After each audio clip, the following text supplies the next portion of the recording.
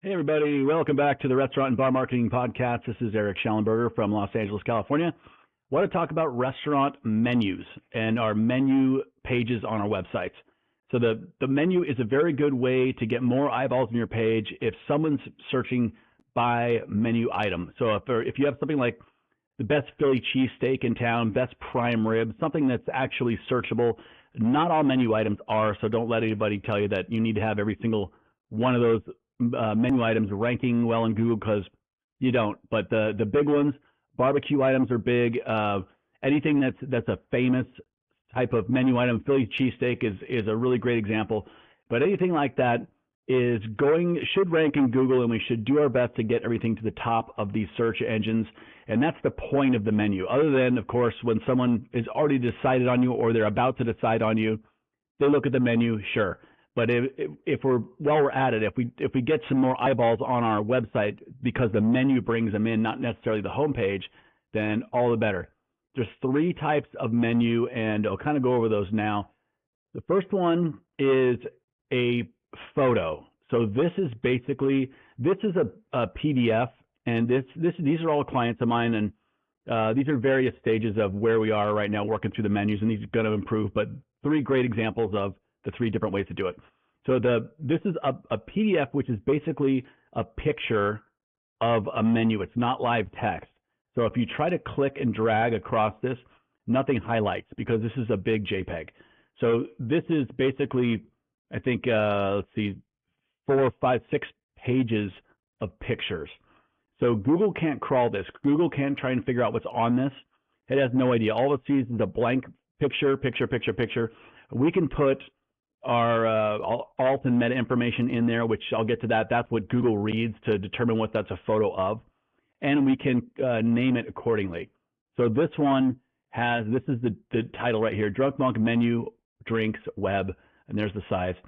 It's an okay title. It's not great, but it is what it says it is what it is. So this is the most basic one. This is the one I urge you do not do it like this, because this is not really helping you out at all. It's not searchable words and terms and anything that helps your search engine visibility. Okay, the next one is going to be a PDF, but it's a vector. The last one was called a raster, which means it's basically an image. It's Photoshop terms. This one is going to be a PDF that is searchable, and it does have live text on it. So if we go into, and these are named accordingly, they're named well, lunch and dinner menu, brunch menu, and this is a good title to have on that. All that stuff makes sense. If we click on that, it looks like this. Now, again, it's a PDF. It looks the same over here. Everything kind of appears the same as the Drunk Monks, only this has text that can be highlighted. If you click and drag across this, you'll see it is live text. The computer does recognize that as text. Now, all this stuff is searchable by Google. It's searchable by online, by keywords and that type of thing.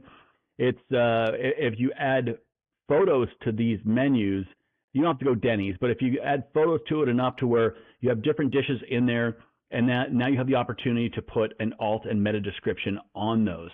So what that means is Google doesn't really have eyeballs yet, so we need to tell Google what that's a picture of.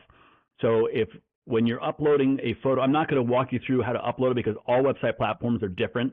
It looks different, completely different, depending if you're on WordPress or Squarespace or Wix or Bento Box or Pop Menu. It looks completely different. So when you upload a photo, it's going to ask you for alt tags or ALT and a meta description. A lot of them will call it a title. A lot of them call it a description. And depending on the platform, it's a little confusing as which one's which, but there's 2 main categories we want to fill out. That's the meta description and the alt tag. So once those are filled out with keywords, then Google knows, okay, this is a pork green chili cheese fries. Got it. And so that's the way that not only they understand what it is. When Google understands your website, what it's all about, they trust you more. Your kind of overall trustworthiness increases with Google, so does your ranking. So this is a really good way to do it. So the best way to do it, and this is the way that I would recommend, and this is another one of my clients called Marisco's Choi. I think everything they do is amazing. From the experience inside the restaurant to their online presence is great. And this is kind of the holy grail of how it should be done. He's got these separated into different headings. All of these headings, he has a ton of menu items. All this stuff makes sense, and it's in Spanish and it's in English. He's got photos from everything. He's got titles. He's got descriptions. Everything makes sense, and it is organized very well. And of course, this is just normal live text. So if you see everything here, everything that's highlighted, we can optimize all that stuff. So this, of course, takes the most time. It takes the most resources, and it's the toughest to do. Ironically, this is the easiest. So once you have to do updates, then this is log into your website, and you can just backspace, and if you want to change the price, bang, there it is. If you have the other two, now you have to go into Canva or Photoshop or whatever you made that document in, that PDF in, pull out the document. You have to redo one little thing. Now you have to resave it, re-upload it.